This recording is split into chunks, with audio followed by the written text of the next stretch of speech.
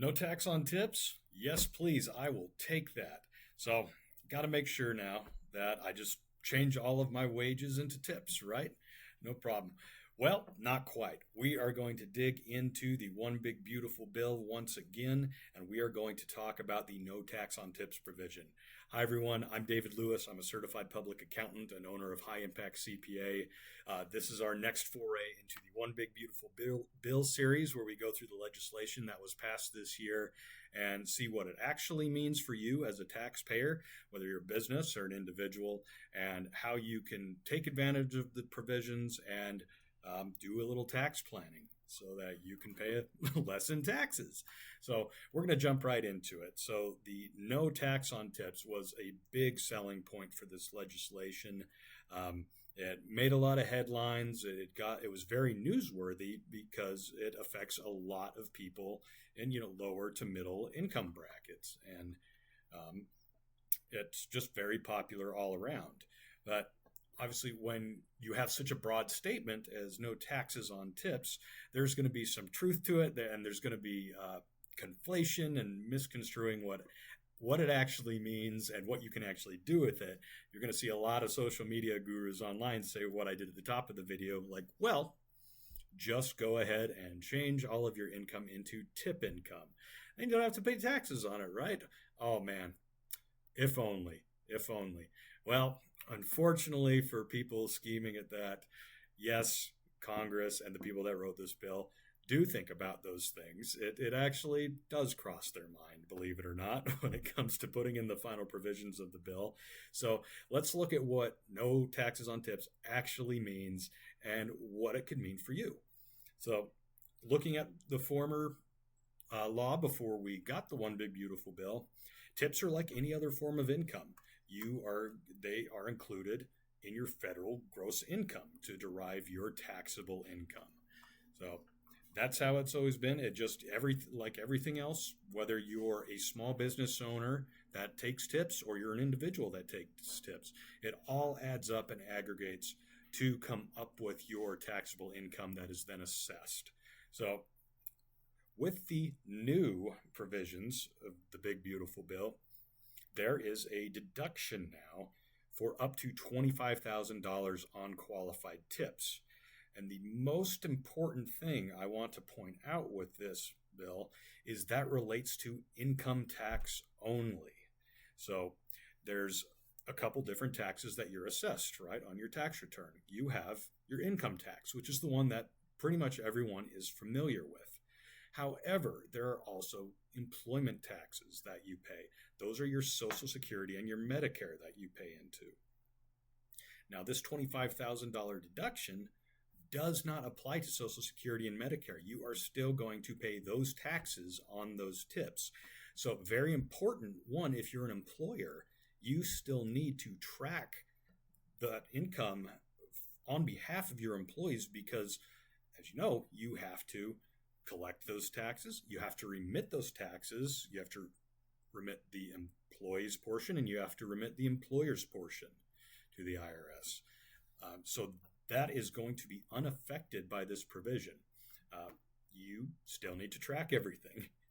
And if you are a W-2 employee and you're receiving tips, it needs to be reported on your W-2.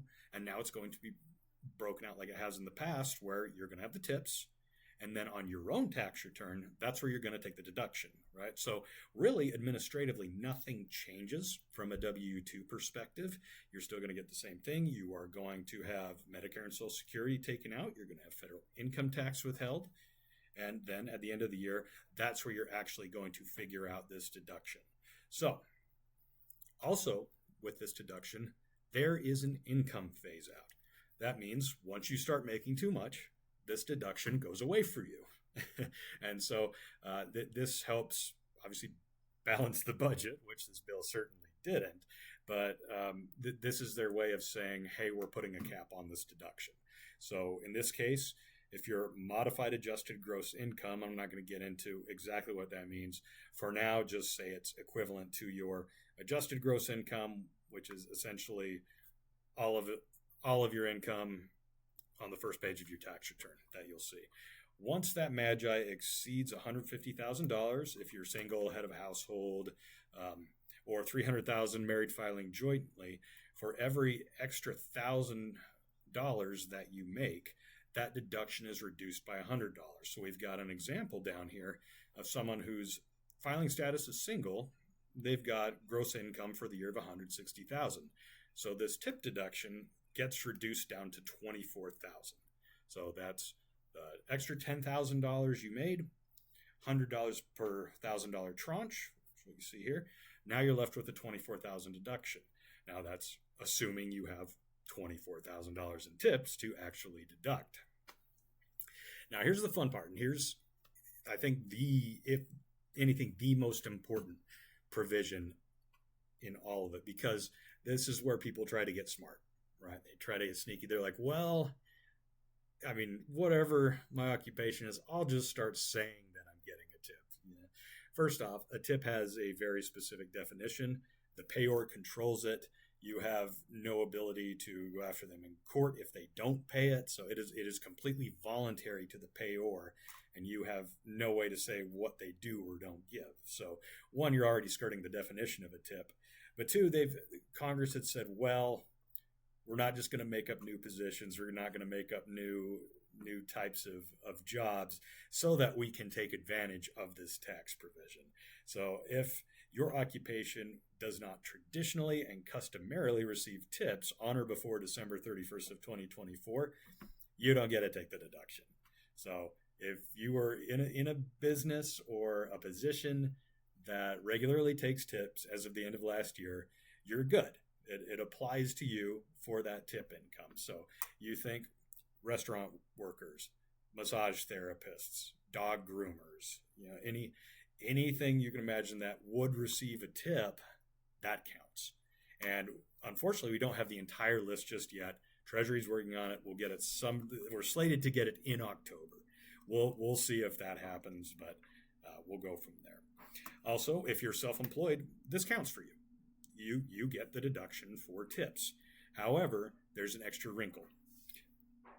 The tip income you receive cannot be used to also figure your qualified business income for the qualified business income deduction, the Section 199A deduction. Again, that goes a little beyond the scope of this topic, but just know that essentially that's double dipping. We're preventing double dipping by saying, okay, if you're getting a deduction for tips over here, you can't also increase your qualified business income deduction over here on the other side. Finally, this deduction, as it stands now, is not permanent. We get it for 2025, 2026, 2027, 2028. You get it for them, and that's it. After that, it goes away. I will let your imaginations figure out as to why that may be. Anyway, if you have any questions regarding the income that you're receiving, whether or not it qualifies for this particular deduction on tips, feel free to reach out to us at High Impact CPA. We do free discovery calls all the time. There will be a link down in the description of this video. And as always, I appreciate you being here. Appreciate you listening to some very dry topics, but hopefully it made a bit of a difference.